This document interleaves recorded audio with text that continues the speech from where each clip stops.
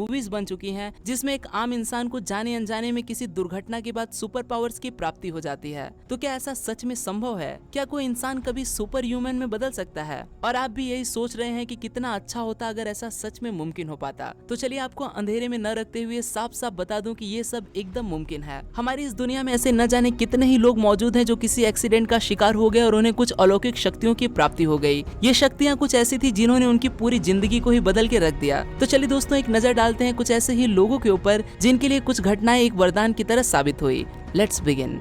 Number 5, Jason Padgett. Jason एक साधारण सा लड़का था जिसे दोस्तों के साथ घूमना और पार्टी करना काफी पसंद था और ना ही तो इनका पढ़ाई में कुछ ज्यादा मन लगता था। इनका मानना था कि पढ़ लिख कर क्या फायदा और मैथ जैसी चीजों का असल जिंदगी में कोई महत्व ही नहीं। लेकिन आज जैसन दुनिया के जाने माने मैथमेटिशियन है। इनका दिमाग इतना तेज है कि दुनिया की कुछ चुनिंदा जीनियस की लिस्ट में इनका नाम भी शामिल है। इनके लिए मैथ्स की मुश्किल से मुश्किल प्रॉब्लम को भी सॉल्व करना चुटकियों का खेल है। पर ये सब आखिर हुआ कैसे? कैसे एक आम सा लड़का जिसका पढ़ाई से दूर दूर तक कोई नाता नहीं था वो आज इतना बड़ा जीनियस बन गया जिसका लोहा पूरी दुनिया मानती है? तो इसके पीछे की कहानी कुछ ऐसी है। बात है 13 सितंबर 2002 की। जैसन रोज की तरह ही लेट नाइट पार्टी कर अपने घर वापस जा रहे थे कि तभी इन्हें लूटने की मंशा से कुछ लोगों ने इन पर हमला कर दिया, जिससे उनके सर पर काफी गहरी चोटें आती हैं और उन्हें हॉस्पिटल में एडमिट कर दिया जाता है। इस घटना के बाद जेसन की जान तो बच जाती है लेकिन अब उनके लिए कुछ भी पहले जैसा नॉर्मल नहीं था। उनके घर वापस लौटते ही उन्हें कुछ अजीब सा महसूस होने लगता है। उनके दिमाग में चीजों को देखते ही काफी अलग से पैटर्न्स बनने लगते थे, जैसे मानो असल जिंदगी में कोई वीडियो गेम चल रही हो। और थोड़े दिन बीतने के बाद जेसन का दिमाग अपने आप खुद से ही मैथ्स की मुश्किल से मुश्किल प्रॉब्लम्स को भी सॉल्व करने लगता है। उनका दिमाग पूरी तरह से बदल चुका था।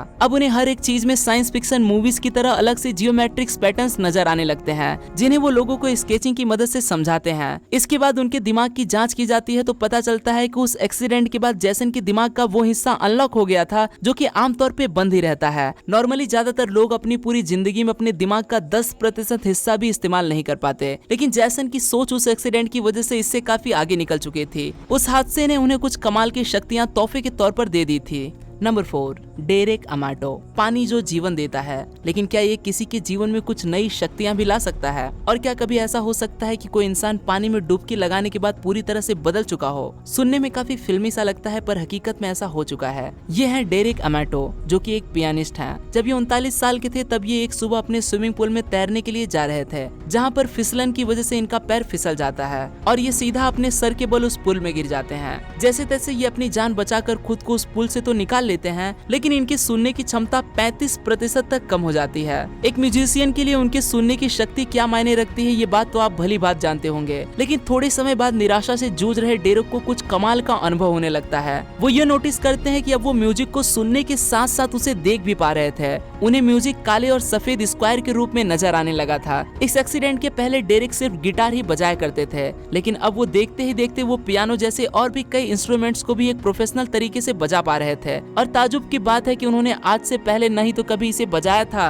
और नहीं कभी सीखा था। डॉक्टर्स का कहना था कि डेरेक को सिनेस्थीजिया नाम की एक रेयर बीमारी हो चुकी है। अब इसे एक बीमारी कहा जाए या किसी तरह की सुपर पावर, जिसमें एक इंसान की देखने, सुनने और सूंघने की क्षमता के साथ साथ बाकी के सेंसेस भी एक आम इंसान से दोगुनी हो जाती है। अब अपने इसी कमाल की शक्ति के दम पर आज डेरेक दुनिया भर के एक लोकप्रिय म्यूजिक कंपोजर और एक जाने माने पियानिस्ट बन चुके हैं। शायद ही इन्होंने कभी सोचा होगा कि एक छोटी सी घटना इनकी पूरी जिंदगी को बदल के रख देगी।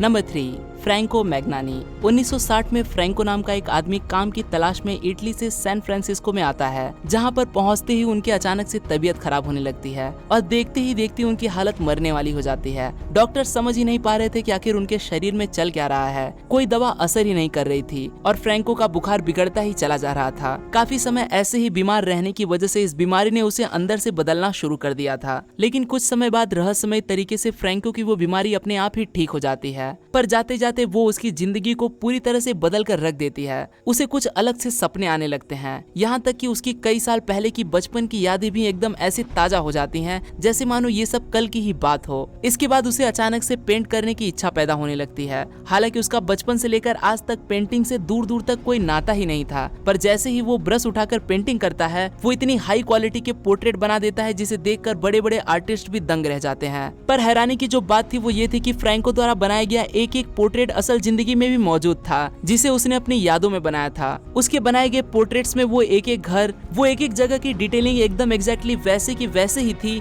जैसा कि उन्होंने उसे अपने बचपन में देखा था, और ये सभी मेमोरीज उस समय से 30 साल पुरानी थी। तो ये सब कैसे संभव था? कोई इंसान जिसने कभी जिंदगी में पेंट ब्रश को छुआ तक न हो, वो 30 साल पुरानी यादों में छुपे एकदम सटीक पोर्ट्रेट्स आखिर कैसे बना सकता था? तो क्या उस बीमारी ने उसे किसी तरह की कोई सुपर पावर्स दे दी थी, जिसकी वजह से फ्रैंको मैग्नानी को आज दुनिया भर में द मेमोरी आर्टिस्ट के नाम से जाना जाता है? उनके द्वारा बनाई गई उन पेंटिंग्स को दुनिया भर की आर्ट गैलरी में लगाकर लोगों को ये सोचने पर मजबूर कर देती हैं कि कोई इंसान अपनी यादों को कितनी बारीकी से याद रखकर उसे पेंटिंग का रूप दे सकता है। वैसे तो फ्रैंको आज 46 साल के हो चुके हैं, पर फिर भी अगर उन्हें आधी रात को भी कोई याद ताजा हो जाती है तो वो उसी समय अपने पेंट ब्रश उठाकर काम पर लग जाते हैं। नंबर 2, ली अर्सेक। स्कूल में हमेशा से पढ़ाई में पीछे रहने वाले ली को नई नई गाड़ियों और बाइक से रेस लगाने का काफी शौक था। ली एक गड्ढे में गिर जाती हैं, जिससे उनके सर पर गहरी चोट आने के साथ साथ उनकी रीढ़ की हड्डी भी टूट जाती है। डॉक्टर्स जैसे तैसे करके उनकी जान तो बचा लेते हैं, लेकिन इस हादसे में ली की याददाश्त चली जाती है और डॉक्टर्स ये बात साफ साफ कह देते हैं कि वो अब फिर से कभी अपने पैरों पर दोबारा नहीं चल सकेगी। पर कहते हैं ना कि किसकी किस्मत में आखिर क्या लिखा है ये बात कोई नहीं जानता, और ली की किस्मत काफी अच्छी निकलती है, क्योंकि इस हादसे के बाद ली सिर्फ चलती ही नहीं बल्कि उसमें कुछ अलग से गुण, कुछ अलग सी काबिलियत दिखाई देने लगती है। वो एक टैलेंटेड आर्टिस्ट बन जाती है। उसका मैथ्स, जिसमें उसने कभी रुचि भी नहीं दिखाई दी थी, वो काफी अच्छा हो जाता है। यहाँ तक कि अब वो शायरी भी करने लगती है, और सबसे मजे की बात वो दावा करती है कि वो आवाज को देखने के साथ रंगों को सुन भी सकती है। लोग ली की इस बात पर यकीन करने से इनकार कर देते हैं। वो कहते हैं कि ली सुर्खियों में आने के लिए दूसरों का ध्यान अपनी ओर खींचने के लिए सभी को गुमराह करने की कोशिश कर रही है। फिर उसके बाद ली के दिमाग के ऊपर बहुत से रिसर्चर्स के द्वारा कई सारी स्टडीज की जाती हैं, तो पता चलता है कि उसकी एक एक बात बिल्कुल सच है। वो सेवन नाम की एक सिंड्रोम से ग्रस्त हो चुकी थी, जिसकी मदद से वो अपने दिमाग के उस हिस्से को भी काम में ला पा रही थी जो कि आमतौर पर काम ही नहीं करता। साथ ही इन वैज्ञानिक परीक्षणों में ये बात भी सामने आती है कि उसे किसी तरह का कोई भी इमोशन महसूस ही नहीं होता। मतलब वो ये नहीं जानती कि खुशी क्या होती है और दुख क्या। अब आखिर इस नो इमोशन वाले सिंड्रोम को क्या कहा जाए? एक सुपर पावर जिसमें किसी तरह का कोई मानसिक तकलीफ ही नहीं होता, या फिर कोई लॉस जो इंसान को कभी खुशी महसूस होने ही नहीं देगा? डिसाइड करना थोड़ा मुश्किल है। चलिए आगे बढ़ते हैं। Number 1, Tony सिकोरा। टॉनी से मिलिए। ये पेशे से एक डॉक्टर हैं, लेकिन 1994 में इनके साथ एक ऐसा हादसा होता है जो इनकी पूरी दुनिया को ही बदल कर रख देती है। टॉनी घर से बाहर फोन पर बात कर रहे थे कि अचानक से उनके ऊपर आसमान को चीरती हुई बिजली आ गिरती है, जिससे वो जमीन पर गिरकर बेहोशी की हालत में चले जाते हैं। टॉनी का कहना था कि उस समय मुझे एक नीले रंग की लाइट नजर आने के साथ साथ जिंदगी की अच्छी और बुरी हर तरह की मेमोरीज आंखों के सामने घूम रही थी। लकीली उस समय टॉनी के पास खड़ी एक औरत, जो कि एक हॉस्पिटल में नर्स थी, उसे सीपीआर दे देती है और उसे वापस होश में लाकर उसकी जान बचा लेती है। लेकिन इस घटना के थोड़े समय के बाद टॉनी को याददाश्त की समस्या होने लगती है, और जब वो इसकी जांच डॉक्टर से करवाते हैं तो उनकी सारी रिपोर्ट्स एकदम नॉर्मल ही आती है। टॉनी समझ नहीं पाता कि आखिर उनके दिमाग में चल क्या रहा है, और कहानी तब नया मोड़ ले लेती है जब उसे अचानक से काफी ज्यादा पियानो को सुनने की इच्छा होने लगती है। हालांकि टॉनी इससे पहले म्यूजिक लवर बिल्कुल भी नहीं था, लेकिन टॉनी एक पियानो को खरीद कर घर ले आता है और उसे बजाना शुरू कर देता है, और देखते ही देखते टॉनी एक म्यूजिक कंपोजर बन जाता है।